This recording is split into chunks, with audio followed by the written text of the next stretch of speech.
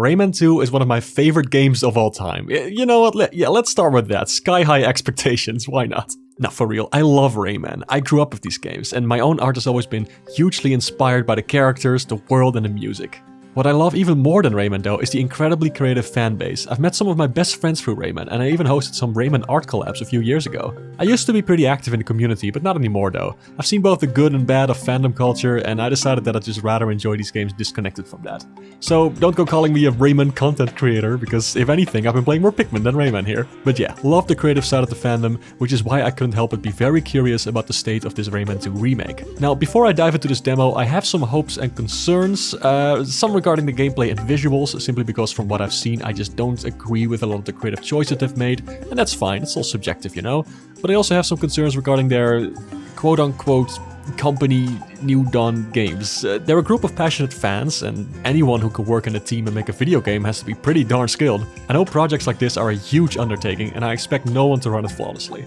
But also, this is a public game, and just because it's fan-made doesn't mean we can't critique what they make or how they act. In fact, giving constructive feedback is the only way for any project to improve.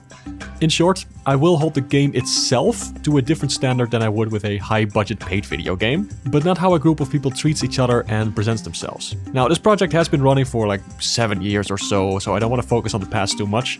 Maybe the people working on it now are not the same as back then, but some odd stuff has definitely happened along the way, like not crediting the artists in some of their update videos, much like how Nintendo has been hiding the names of its developers and composers. Or talking about the game like it's an actual product in a tone that's not unlike Ubisoft trying to please their stockholders and hype up consumers. Or being so vague about sketchy behind-the-scenes stuff that caused delays. I don't know, your guess is as good as mine. Or asking people to sign NDAs to prevent them from sharing details about the project, which is certainly unique when it comes to fan projects. Or making a LinkedIn for your non-existent company, saying you're a non-profit, which is incorrect, by the way. Non-profits can still handle money. And saying you're excited to be able to work on such an iconic IP? What? You didn't make a licensing deal, you're just remaking a game you don't own. And more stuff like that. It's this weird AAA aspiration that feels so unfitting for a fan game, while taking inspiration from the worst practices of big corporations. It just creates more distance between you and other fans, and your game will be seen more as a product than as a labor of love if you do this. I wonder if they were just doing things because that's what other companies do. I feel like that's a driving force behind some of the decisions they made. Like, I know you're probably using this as a portfolio because you really want to work at those big companies, but there's a reason people criticize those studios. Now, I wouldn't normally bring all this stuff up, but something happened literally when I was asked to play the demo that made me worried they're still thinking like this. So they approached me and asked me to record the demo and instructed me to send them this video before it's going up so they can check it. Like I'm doing a sponsorship deal and they want to make sure I get it right or something. Now that's obviously not something I felt comfortable with, and I brought it up and talked it out with them, which I appreciate a lot. It's a great thing to be open to feedback. But yeah, while I appreciate them sending me the demo, it's not something I vibe with at all. I do want to point out that I think their update videos have gotten better, and a little more transparent even. There was this nice AMA video where the developers were actually on screen and got to talk about what they're working on, and that's really good in my opinion. It was also the last update we got, and it was all the way back in January, so it's a little hard to gauge what their current way of communication is. Either way, I feel like it's important to talk about this because if a project does things a certain way, it sets a precedent for other fan projects' communication as well. And I will defend being transparent, giving credit, and simply staying as human and non-corporate as possible. After all, it's humans that made Rayman, not the faceless shitshow of a mismanaged entity that is Ubisoft. Note that this is not a call-out or anything, I just wouldn't feel fair to me to not mention this in the context of this game. I've worked at enough companies to know that these things don't get better until you start talking about it. Now, with that out of the way, let's see if the hard work of these fans paid off. Overall, the demo pleasantly surprised me. From the separate art assets that I've seen before and gameplay snippets I've watched, this certainly leaves a more positive impression on me. However, I didn't really have fun.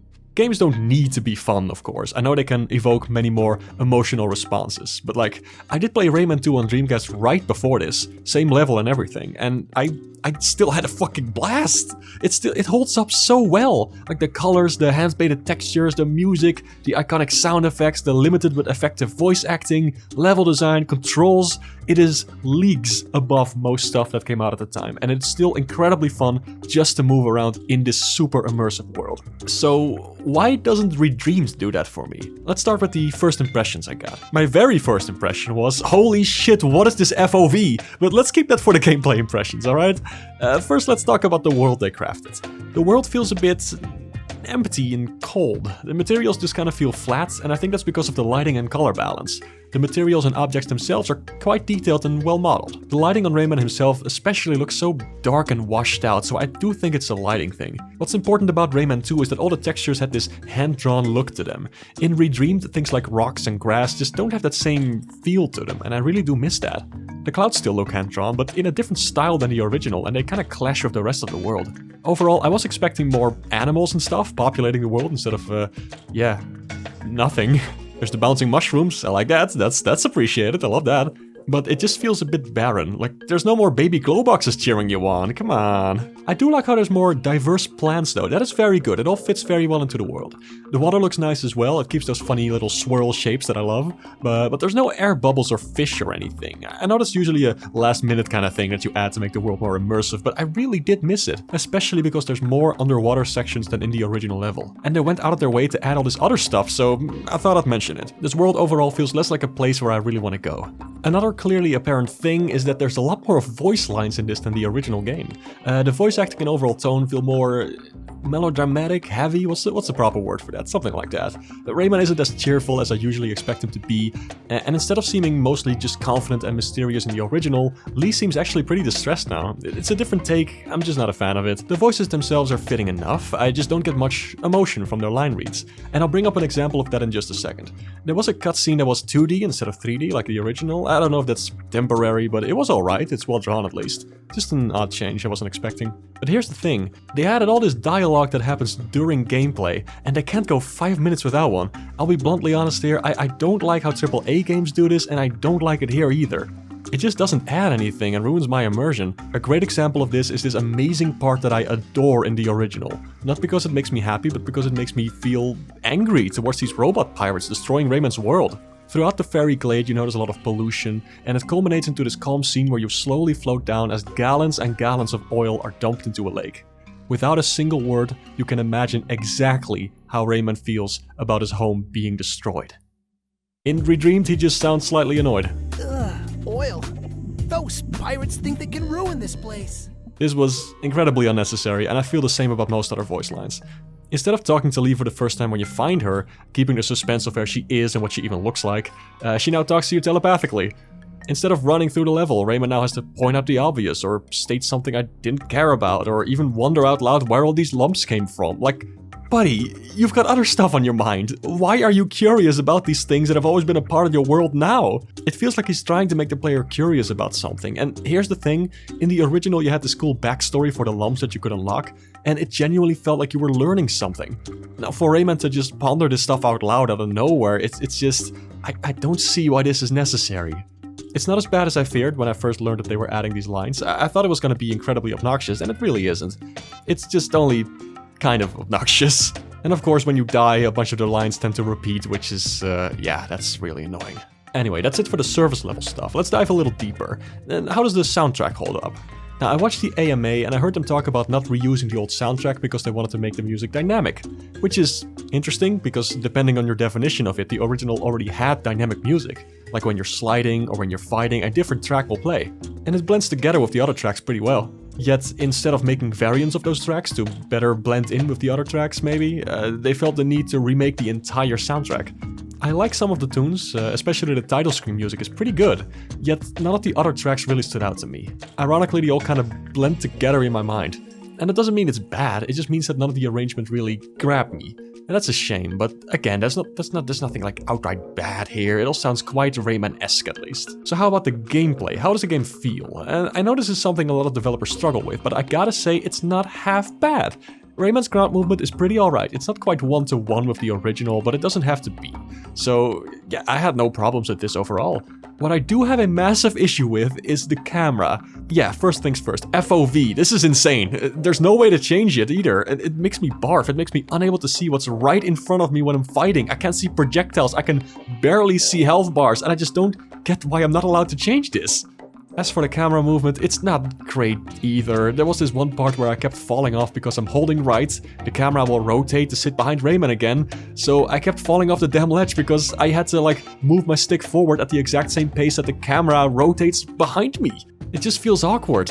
exactly on the part where they removed the fence too. Why is the fence missing here? Like, why?